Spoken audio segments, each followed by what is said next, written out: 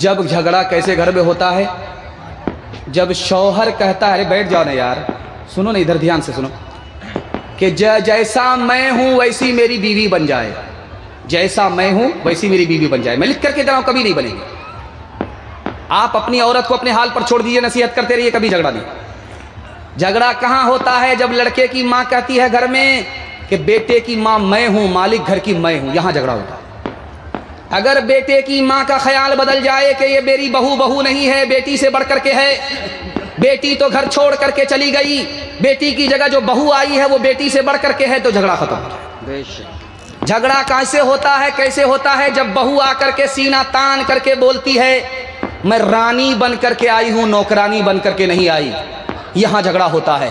अगर वो अपना ख्याल बदल दे कि मैं अपने माँ बाप को छोड़ करके आ गई, अगर माँ बाप से भी बढ़कर अगर कोई है तो सास ससुर हैं, माँ बाप को की जगह अगर सास ससुर को समझ ले, उसी दिन झगड़ा खत्म हो जाए। झाड़ फूक करने वाले के पास औरत आई और आकर के कहा कि मेरा शौहर मुझको बात बात पर मारता है, कोई ऐसी तरकीब कर दीजिए कि हाथ उठाने की नौबत ना आए।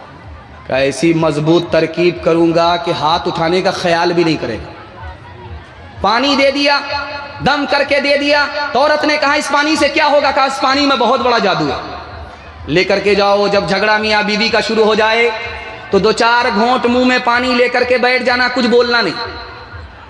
अब क्या था, झगड़ा रगड़ा एक साथ खत्म हो गया। चूंकि तरकीब करने वाले को पता था कि औरत की जबान कैंची की तरह चलती है, मर्द का हाथ लाठी की तरह चलता है। अगर मर्द हाथ को काबू में करे, औरत जबान को काबू में करे, तो घर में कोई झगड़ा ही नहीं होता। हाथ उठाइए, वादा कीजिए मोहब्बत से अपनी बीवी के साथ अच्छा सलूक करेंगे, बीवी पर करम करेंगे, सितम नहीं करेंगे। हाथ उठाइए इंशाअल्लाह। जो न देखा न सुना है वो हुआ करता है, अक़बे पर का परिंदा भी उड़ा करता है, गालियां कोई दुआ को दिया करता है, अपना हर शख्स का किरदार हुआ करता है, अपने घर में भी सुकून से नहीं रह पाता मैं, अपने घर में भी सुकून से नहीं रह पाता मैं, रोज घर में मेरे तूफान उठा करता है, रोज घर में मेरे तूफान उठा करता है। आप इतना गौर से हमको देख रहे हैं कि हमको डर लग रहा कि कहीं आपकी नजर ना लग जाए, लेकिन मैं भी चालाक आदमी हूँ, काली टोपी पहन करके आया, आपकी नजर कटती रही। आखिरी पैगाम तक आपको पहुंचा चुका हूं, मुझे उम्मीद नहीं थी, उम्मीद से ज्यादा आपने सुन लिया है। जिंदगी भर सोने के लिए है, आज की रात जाग करके आप दिखाइए, इबादत में लिखी जाएगी। सारे मेहमान को सुनेंगे। आखिरी पैगाम माँ बाप के हवाले से सुना रहा हूँ, आप भी सोच रहे हैं, घबरा रहे हैं कि अखीर करके हमारा जनाजा ना उठा दे। ध्यान से सुनिएगा, तेजी के साथ निकल जाएगा। आखिरी पैगाम आपकी खिदमत पर रखने के लिए जा रहा हूँ। इस जलसे में सबसे ज्यादा जल्दी में कौन माफ करता है, ये मैं आपके इल्म में इजाफा कर रहा हूँ। ये पर्दे के पीछे औरतें हैं और सामने मर्द हैं। माँ बाप से ज्यादा जल्दी में कोई गुनाह को माफ नहीं करता। माँ नाराज है बेटे से, लेकिन जब खाने का वक्त आता है तो बेटी से कहती है बेटी देखो तुम्हारे भाई ने खाना खाया कि नहीं खाया, क्या कलेजा। नाराज तो है, दिल से नाराज नहीं है। जब बेटा दौड़ा दौड़ा आता है, माँ के पाँव पकड़ता है, बाप की दाढ़ी पकड़ता है, मुंह खोल करके माफी मांगता है, तो माँ भी माफ कर देती है, बाप भी माफ कर देता है। सबसे ज्यादा दुनिया में औलाद की खता को अगर कोई जल्दी में माफ करता है तो मजमे में वो बाप हुआ करता है और पर्दे में वो माँ हुआ करती है। गाल पर हाथ रख करके एक जवान बैठा हुआ है अल्लाह के रसूल की मजलिस में। जब गाल पर कोई हाथ रखे तो समझ जाइए उसको बहुत बड़ा सदमा। अल्लाह के रसूल ने पूछा है जवान गाल पर हाथ रख करके क्यों बैठे हो, कोई गुनाह हुआ है? कि या रसूल अल्लाह क्या कहें, जमीन से भी बड़ा गुनाह है, आसमान से भी बड़ा गुनाह है, अर्श से भी बड़ा गुनाह है। अल्लाह के रसूल ने कहा तुम्हारा गुनाह छोटा हो जाएगा, पहले ये बताओ कि तुम्हारे माँ बाप जिंदा है? कहा सुबहान अल्लाह, माँ भी जिंदा है, बाप भी जिंदा है। कहा दौड़ करके जाओ, माँ से दरखास्त करो वो तुम्हारी गुनाह की खातिर दुआ करे, बाप से दरखास्त करो वो तुम्हारे गुनाह की खातिर दुआ करे।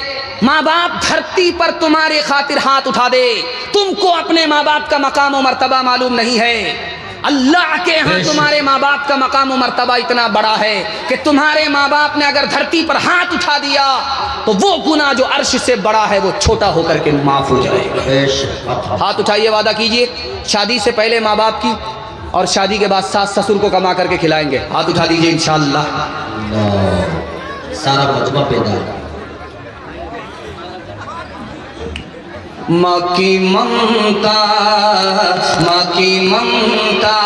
کو چین آ جائے, ایسا کیا کام آپ کرتے ہیں, ایسا کیا کام آپ کرتے ہیں, گالیاں ماں کو دینے والے